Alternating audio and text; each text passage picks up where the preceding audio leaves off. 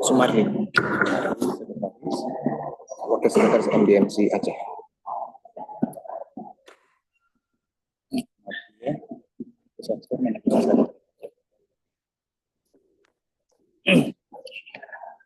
Assalamualaikum warahmatullahi wabarakatuh. Selamat sore, salam sejahtera untuk kita semua. Shalom, Om Swastiastu, Namo Buddhaya, salam kebajikan. Sore hari ini, Rabu 10 Desember 2025, kembali kami, Abdul Muhari, Kepala Pusat Data, Informasi, dan Komunikasi Kebencanaan BNPB, sore hari ini didampingi oleh Bapak Sumarli, Wakil Sekretaris Muhammadiyah Disaster Management Center, yang merepresentasikan mewakili organisasi masyarakat yang sudah bekerja di Provinsi Aceh dan juga nanti akan menyampaikan beberapa update dari peran serta organisasi masyarakat di 3 provinsi. Kami dari Media Center Kantor Gubernur Provinsi Aceh akan kembali mengupdate situasi dan penanganan bencana banjir dan longsor di Provinsi Aceh, Sumatera Utara, dan Sumatera Barat. Saya akan mulai dari rekapitulasi umum hasil pencarian dan pertolongan korban. Pada hari ini, 10 Desember, untuk korban meninggal dunia bertambah 5 jasad yang ditemukan, innalillahi wa inna ilaihi raji'un, dari jumlah 964 jiwa korban meninggal dunia pada hari Selasa 9 Desember 2025. Pada hari ini jadi 969 jiwa dengan ditemukannya tambahan 2 korban di Langkat, Sumatera Utara, dan 3 korban di Kabupaten Padang Pariaman, Sumatera Barat, sehingga total 969 jiwa meninggal dunia. Kemudian untuk korban hilang, pada hari ini berkurang 12 orang data yang kemudian direkapitulasi dan dimutakhirkan oleh Posko 3 provinsi. Kemarin terdata 264 jiwa daftar pencarian orang, saat ini berjumlah 252 jiwa. Untuk jumlah pengungsi per hari ini 894.501 orang. Ini bertambah 500 orang yang sebelumnya 894.101 orang. Ini penambahan ada di Provinsi Sumatera Utara. Jadi pada hari ini rekapitulasi, kalau saya ulangi, korban meninggal dunia 969 jiwa, korban hilang 252 jiwa yang masih masuk daftar pencarian, dan yang mengungsi 894.501 orang. Saya akan masuk ke pendalaman di tiap-tiap provinsi. Pertama, untuk Provinsi Aceh, ini yang menjadi atensi kita karena jumlah pengungsi yang paling banyak dari jumlah 894.500 orang ini, itu 831.000-nya itu ada di Banda Aceh. Jadi untuk distribusi logistik memang kita atensi dan optimalkan di Provinsi Aceh tanpa mengurangi tentu saja intensitas dan frekuensi yang sama di 2 provinsi lainnya. Rekapitulasi untuk logistik yang masuk di Posko Lanut Sultan Iskandar Muda per pukul 15.00 hari ini. Total bantuan sejak tanggal 28 November itu 448,6 ton yang sudah masuk. Dari total bantuan masuk 448,6 ton ini sudah terdistribusi sebanyak 334 ton, sehingga sisa buffer stock yang terus kita kejar distribusinya adalah 114,5 ton. Ini secara rekapitulasi dari awal 28 November hingga hari ini 10 Desember pukul 15.00.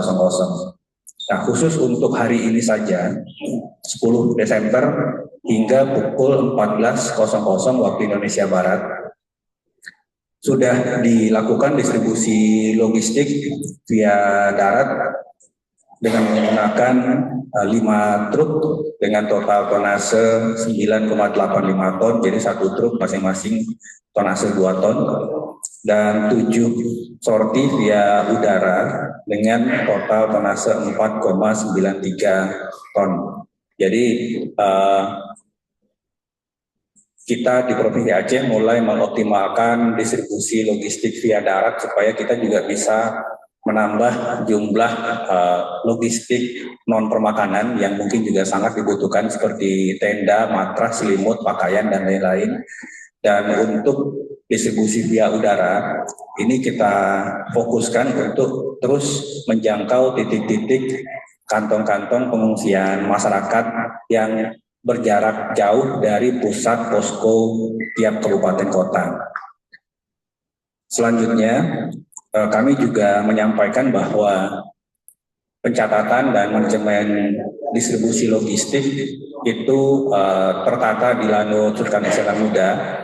Jadi buat rekan-rekan yang kebetulan ada di Provinsi Aceh, silakan melihat langsung bahwa tidak ada terjadi penimbunan atau tidak ada terjadi stok logistik yang terhambat distribusinya di Lanut Sultan Iskandar Muda. Memang untuk barang yang masuk karena begitu tingginya animo dan partisipasi dari semua pihak, baik itu kementerian, lembaga, private sektor, BUMN, organisasi masyarakat maupun masyarakat sendiri per individu, itu untuk barang yang masuk sangat tinggi, sangat banyak. Dan ini kami upayakan dalam hari berjalan itu bisa terdistribusi.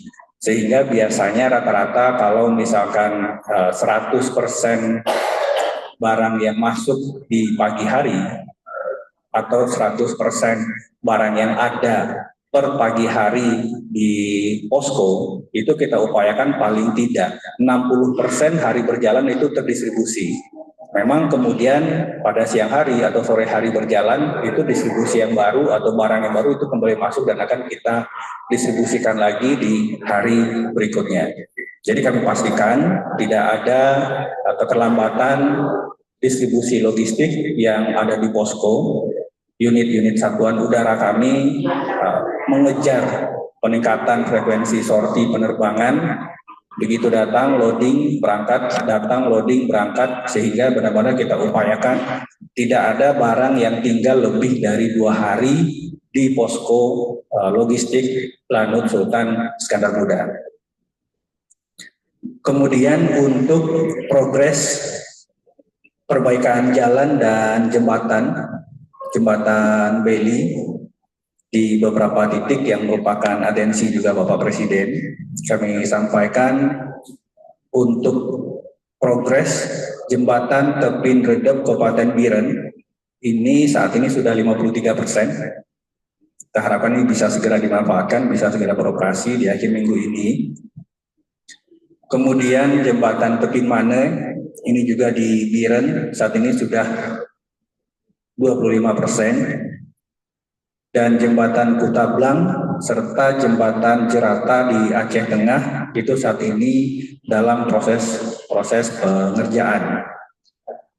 Untuk kondisi jaringan komunikasi di Provinsi Aceh, total BTS yang ada 3.414 unit, yang sudah aktif itu 1.789 BTS atau 52,48%. Target pulih dari Komdigi 75% hingga akhir minggu ini. Kita harapkan memang untuk akses komunikasi, meskipun sudah secara terbatas bisa kita manfaatkan, tetapi akan lebih optimal nantinya bila sudah semua BTS atau minimal 75% dari BTS yang ada itu sudah kembali normal beroperasi. Kemudian untuk sektor energi, Pertamina Peduli bersama Dinas Kesehatan Kota Tamiang, Wanagri, dan Gabungan Mahasiswa Pencinta Alam Kota Medan telah menyalurkan 45.000 liter air siap minum ke sejumlah titik di Desa Pahlawan, Kampung Durian, dan Lapas Kampung Dalam. Kemudian yang paling penting adalah kapal tanker MT Kamojang bergerak dari Teluk Kabung menuju Melabo dan Kruen dengan membawa 6.500 kiloliter BBM berupa solar, B40, Pertalite, dan Pertamax. Tentu saja ini akan sangat membantu nantinya pemenuhan kebutuhan BBM bagi kabupaten kota terdampak, khususnya di pesisir timur Provinsi Aceh. Kemudian saya masuk di Sumatera Utara. Sumatera Utara khususnya untuk distribusi logistik, pada hari ini kami disampaikan bahwa kondisi cuaca ternyata hujan, sehingga ini menunda beberapa sorti penerbangan, tetapi tetap ada beberapa sorti penerbangan dari Silangit untuk Tapanuli Tengah yang bisa kita berangkatkan. Untuk Sumatera Utara, khusus untuk akses atau pemenuhan kebutuhan energi, ini juga dilaporkan bahwa kapal tanker MT Kasim telah berangkat mengangkut 3.000 kiloliter biosolar, 1.400 kiloliter Pertamax, dan 3.000 kiloliter Pertalite dikirim menuju Sibolga, Sumatera Utara.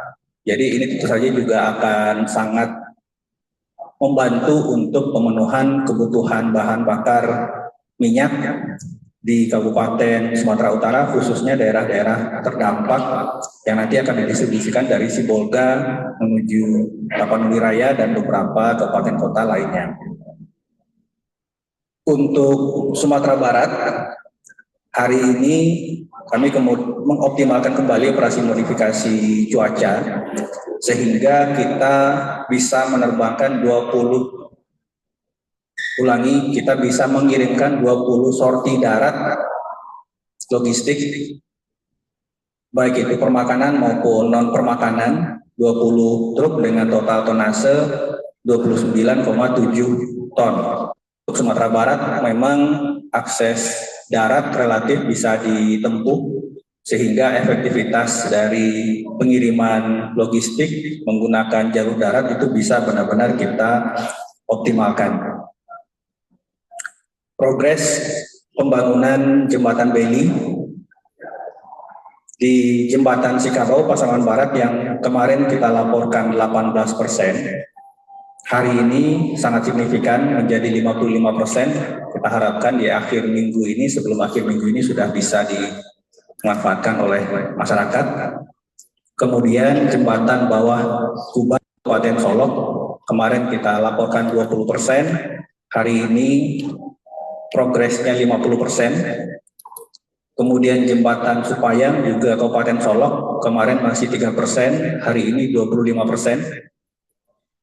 Dan jembatan Padang Mantuang Kabupaten Padang Pariaman saat ini dalam proses awal pembangunan, dan kita harapkan akselerasinya juga bisa segera dioptimalkan. Untuk akses komunikasi Sumatera Barat, wilayah total yang terhubung 7 kabupaten kota, 22 kecamatan, 31 nagari, dan 31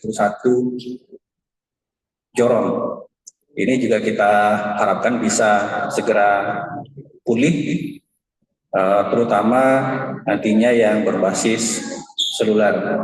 kita tentu saja terus mengupayakan semua pihak, baik itu kementerian lembaga, pemerintah daerah, organisasi masyarakat, private sektor, BUMN akan terus bahu-membahu untuk mengakselerasi dan melakukan percepatan upaya tanggap darurat agar saudara-saudara kita yang saat ini masih dalam kondisi di titik-titik pengungsian bisa segera kita pindahkan ke titik pengungsian terpusat.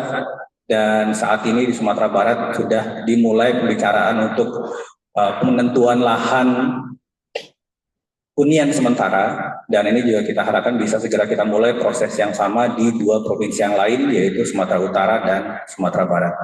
Saya rasa demikian, saya akan memberikan waktu kepada Pak Sumarli untuk menyampaikan beberapa perkembangan, kontribusi, dan progres yang sudah dilakukan oleh komponen relawan dan organisasi masyarakat dalam mendukung upaya percepatan tanggap darurat di 3 provinsi, Aceh, Sumatera Utara, dan Sumatera Barat. Waktu dan tempat kami persilakan.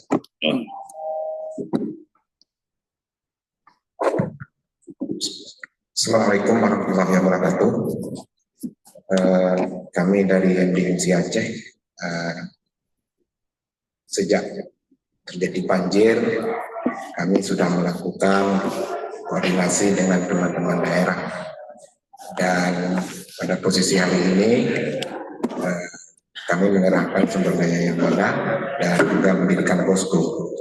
Artinya pada posisi hari ini khusus untuk MDMC kita sudah coba turun langsung ke daerah Gayo Lues, itu juga dibantu oleh MDMC pusat, kebetulan langsung dari tim MDMC Yogyakarta, dan juga ada tim dari Jawa Barat yang diturunkan di Gluwar Sumaweng. Intinya kita sebagai lembaga masyarakat bergerak bersama pemerintah, bergandengan tangan untuk menanggapi kondisi darurat bencana pada saat ini. Mungkin ke depannya kami terus bergerak juga. Alhamdulillah juga tadi sebelum saya ke sini juga kawan-kawan dari lembaga zakat dan sedekah Muhammadiyah Ekologisme sudah juga mencoba untuk memberikan logistik itu diarahkan ke daerah pantai tengah dengan Gunung Meriah. Cuman kalau pada prinsipnya kita tetap bersama-sama dengan masyarakat dan juga lembaga masyarakat yang lain, kita sudah turun ke sana. Dan untuk sekarang juga kebetulan saya juga wakil sekretaris, kebetulan sekretaris saya juga lagi di lapangan, sekarang berada di Losmale, dan wakil ketua kami langsung yang memimpin di Gayo Lues, tim kesehatan. Khusus untuk kami cuman ada dari Muhammadiyah itu mungkin ada tim medis kemarin yang dikirimkan, tim psikososial, dan juga ada tim media ya, untuk pengumpulan data untuk sebagai asesmen kami secara internal. Tetapi kita tetap berkolaborasi dengan kawan-kawan lembaga masyarakat lainnya. Mungkin itu aja pertemuan hari ini. Terima kasih. Baik, terima kasih dari rekan Muhammadiyah Disaster Management Center. Mungkin saya rasa itu yang perlu kita sampaikan sebelum kita Q&A. Saya tutup dengan mengucapkan terima kasih. Billahi taufiq wal hidayah. Wassalamualaikum warahmatullahi wabarakatuh. Om Santi Santi Santi. Kalau ada. Ya, baik. Sebelumnya saya mau bertanya.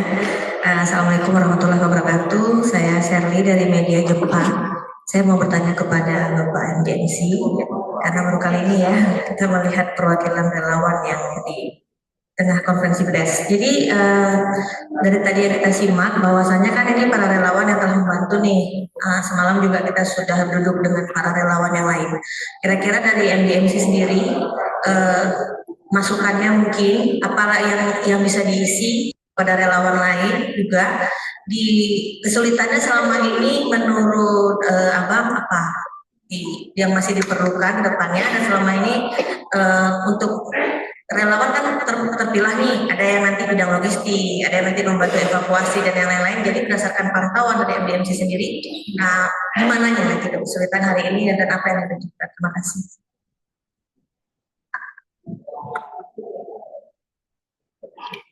Lanjut. Oke, terima kasih Pak. Mbak, ini kan saya pikir untuk pangkuan relawan, di ini juga ada desa relawan, jadi di sana sudah ada sektor masing-masing, siapa yang bergerak di bidang ini, siapa yang bergerak di bidang yang lain. Artinya kita tetap berkoordinasi melalui des yang disediakan oleh pemerintah, seperti juga ada berkolaborasi dengan pemerintah seperti itu. Nah, jadi misalnya MDMC kegiatannya apa, kawan-kawan dari lembaga kalian kegiatannya apa, supaya dengan bentuk di lapangan. Terima kasih. Hari ini apa yang hari ini, apakah masih cukup sulit menjangkau daerah tadi seluruh informasi yang kami dapatkan, kebetulan tim dari Galuwes itu masuknya lewat pantai barat selatan, lewat Aceh Barat Daya, juga cuma masuk langsung ke Babaharot, langsung ke Galuwes. Target kami kalau seandainya akses sudah bisa, kami langsung bergerak ke tengah dan ke Gunung Muria. Sampai posisi hari ini tadi dapat informasi masih kawan-kawan tim di sana masih di Galuwes. Tapi kondisinya kami juga sudah menyiapkan logistik, akan berusaha untuk bisa masuk ke daerah tengah dan Gunung Muria. Terima kasih. Ya Pak, saya dari media TVRI bertanya. Enggak, tadi Bapak bilang bantuan kan sudah dikirimkan pada hari ini kan, dari darat dan dari udara. Itu Pak boleh diperjelas nggak Pak, itu bantuan itu ke daerah mana saja, dan itu bantuan itu ke apa saja Pak? Terima kasih. Baik, untuk Aceh saya bacakan beberapa detail. Pertama untuk yang darat. Darat itu ada 5 sorti truk yang kita kirimkan semuanya ke PD dan Biren.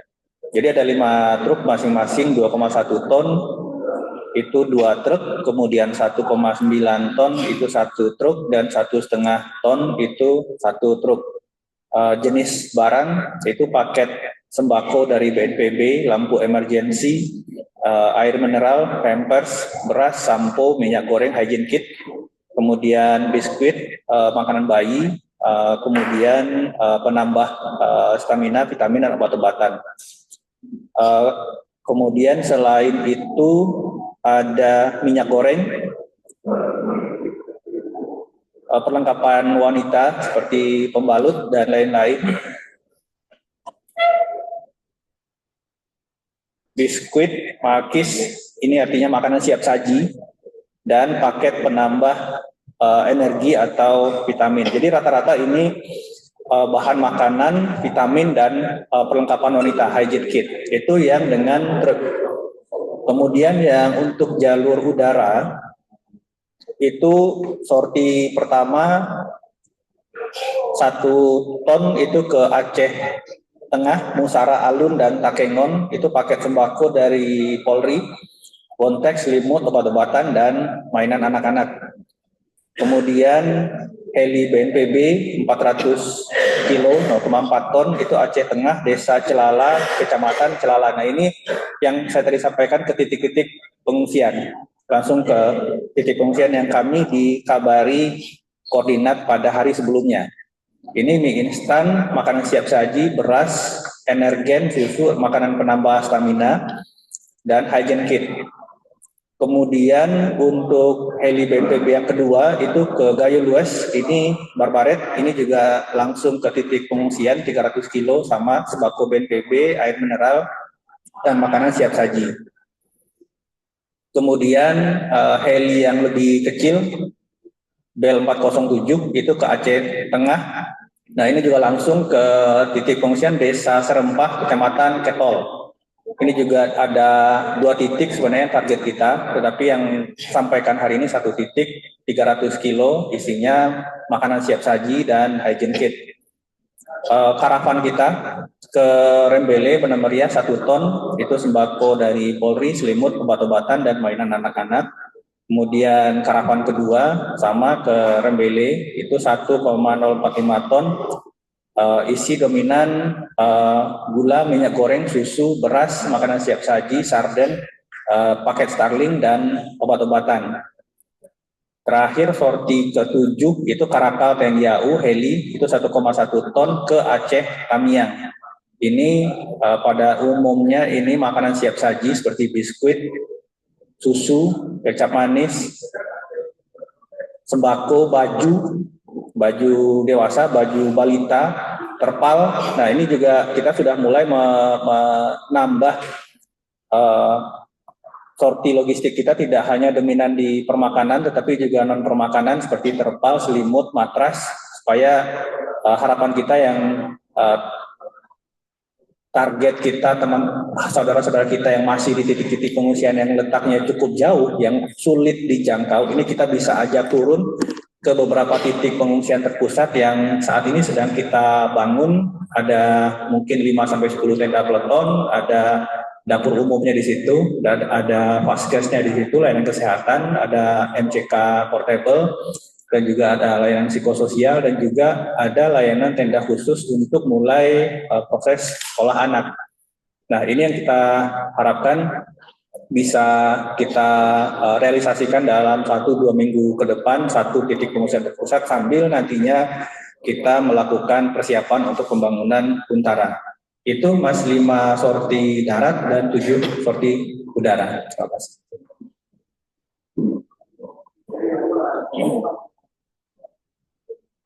Saya Noval dari media Dialeksis. Ini Pak, saya ingin terkait dengan ini kan kalau kita lihat belum stabil ya, apakah masa tanggap daruratnya akan diperpanjang? Yang kedua terkait dengan heli. Kalau heli itu ada berapa heli yang beroperasi di Aceh ini? Yang ketiga itu terkait dengan jembatan Bailey di Awigita. Ini kan masyarakat ini kan semua sedang menunggu nih, karena kan itu satu-satunya akses yang menghubungkan pantai timur Aceh. Itu udah berapa persen? Terakhir Pak, terkait dengan imbauan, apakah ada imbauan dari BNPB terkait dengan bantuan ataupun logistik yang cocok diberikan untuk pengungsi ini kan? Kan kalau kita bilang, kalau saya kayak beras, kalau beras kan harus tak masak lagi, kalau ada air bersih. Kan saya ada dengar juga orang ini kan kekurangan air bersih. Apakah dalam bentuk kaleng itu makanan kaleng ataupun gimana Pak? Baik, kalau untuk fase tanggap darurat itu akan berakhir besok ya, dan saya rasa nanti Pak Sekda akan menyampaikan secara langsung apakah diperpanjang atau dalam status transisi darurat. Nanti kita tunggu saja karena keputusan ini ada pada pemerintah daerah. Kemudian untuk jumlah heli yang saat ini beroperasi itu ada 17 di Lanut Saramuda. Ini kombinasi heli BNPB, Basarnas, Polri, dan TNI. Total 17, kemudian kita punya 7 karavan. Karavan ini tonasenya 1 hingga 1,5 ton, itu ada 7. Dan tergantung kondisi dari 7 ini, terkadang ada yang kita perbantukan untuk operasi modifikasi cuaca. Jadi kalau misalkan kita saat ini punya 1 pesawat per provinsi untuk modifikasi cuaca, tetapi kalau misalkan kita butuh penguatan, seperti mungkin teman-teman ingat 3 hari yang lalu berturut-turut 3 hari kita hujan di siang hari. Nah, ini sebenarnya cukup mengganggu untuk distribusi logistik karena dalam 2 jam itu kita terhalang sekitar 4 hingga 6 sorti. Jadi ini kita optimalkan supaya dalam juga pasti merasakan 3 hari ini kita nggak ada hujan sama sekali. Ini ketika kita sudah mengoptimalkan tambahan 1 lagi pesawat untuk modifikasi cuaca. Jadi total karavan ada 7, heli ada 17. Kemudian untuk jembatan, oke, ini yang saya ada datanya itu jembatan Tepin Redep Jembatan Tepi Mane, Jembatan Jerata, dan Jembatan Kutablang. Masuk nggak gitu? Kutablang. Kutablang itu saat ini masih 12%, karena ini cukup panjang jembatannya, dan Beli cukup harus memang didesain sedemikian rupa agar nantinya benar-benar aman untuk digunakan oleh masyarakat. Ini yang Kutablang itu karena amblas ya. Ya, ini sedang dalam masa pengerjaan, progres saat ini masih 12%. Kita harapkan memang 4 jembatan ini sangat krusial karena ini juga atensi dari Bapak Presiden dan sudah ada penebalan personil TNI untuk bisa melakukan percepatan pembangunan jembatan Beli ini. Kemudian jenis logistik yang cocok. Sebenarnya kalau dalam fase tanggap darurat apapun logistiknya pasti terpakai, apapun itu. Tetapi tentu saja dominan kita harapkan ada 13 poin sebenarnya sanksi detail nantinya, makanan siap saji, paket sembako, hygiene kit, keperluan wanita, keperluan anak-anak, obat, vitamin, kebutuhan bayi, kemudian minyak goreng, dan lain-lain. Ini kita punya listnya yang selalu kita sampaikan kepada mitra-mitra yang memberikan donasi berupa barang, supaya ini benar-benar memenuhi kebutuhan logistik dasar. Jadi yang kita sebut logistik dasar di pengungsian itu tadi ada beberapa poin itu. Tetapi untuk benar-benar bisa memenuhi kebutuhan saudara kita yang di lapangan, kemarin saya sampaikan bahwa kami bekerja sama dengan Unsia, telah menurunkan 80 mahasiswa untuk melakukan pendataan lebih detail untuk mendapatkan data terpilah dari pengungsi itu, jumlah berapa, distribusi umur seperti apa, kemudian kelompok rentan dan lain-lain, supaya nanti distribusi kebutuhan logistiknya itu benar-benar sesuai dengan si penerima nantinya. Mungkin itu saya rasa cukup. Terima kasih sekali lagi. Bila itu wal hidayah. Assalamualaikum warahmatullahi wabarakatuh. Terima kasih Pak.